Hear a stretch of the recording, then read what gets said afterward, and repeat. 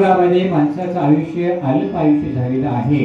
100 वर्षाचं आयुष्य माणसाला राहील, मग त्या 100 वर्षामध्ये काय काय करतील म्हणले. आणि त्याच्यामध्ये 12 वर्ष भगवंताची पूजा अर्चा करणं हा नियम आहे म्हणले.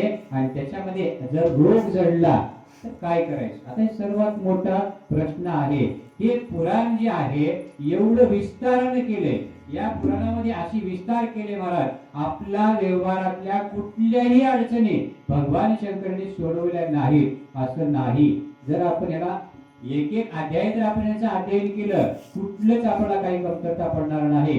आपला धर्म पूर्ण करणारा हा ग्रंथ आहे, अर्थ पूर्ण करणारा हा ग्रंथ आहे, आणि कामपिच्छा मनामध्ये जे काही इच्छा आहे ते काम पूर्ण सुद्धा करणार आहे, आणि मोक्ष सुद्धा देणार ज्ञान याच्यामध्ये असल्यामुळं आता तुम्ही परिपूर्ण सांगा असं म्हटल्याच्या नंतर त्यांनी सांगायला सुरुवात केलं. जो अध्ययन करू शकतो, जो मंत्र जप करू शकतो, त्याला मंत्र सांगितलं भगवान शंकराने. ओम त्र्यंबकम यजामहे सुगंधिं पुष्टिवर्धनम उर्वारुकमिव बंधनान् मृत्युर्मुक्षीयमामृतात् हा मंत्र जप करायचा. हे जमना गेले लांब मंत्र असेल तर ओम रोम झूम सहा हे षडाक्षरी मंत्र हे करायचं. हेही जमना गेलं ओम नमः शिवाय हा तरी मंत्र जपतो निरंतर 1000 दिवस आपण याचे निरंतर जप करत जावं, कुठलाही रोग आपला राहणार नाही असं त्यांनी सांगितलं. महाराजाला वाचता येईना, लिहिता येईना, याला कुठलं अध्ययन करता येईना, मंत्र जप करता येईना, त्यांनी काय करावं महाराज.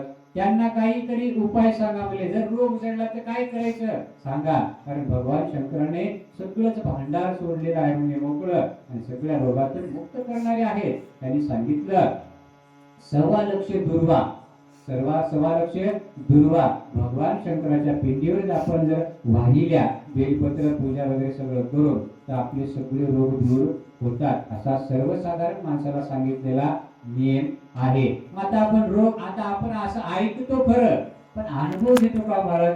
अनुभव तुमच्या समोरच आहे बसलेला, अनुभव तुमच्या समोरच आहे बसलेला.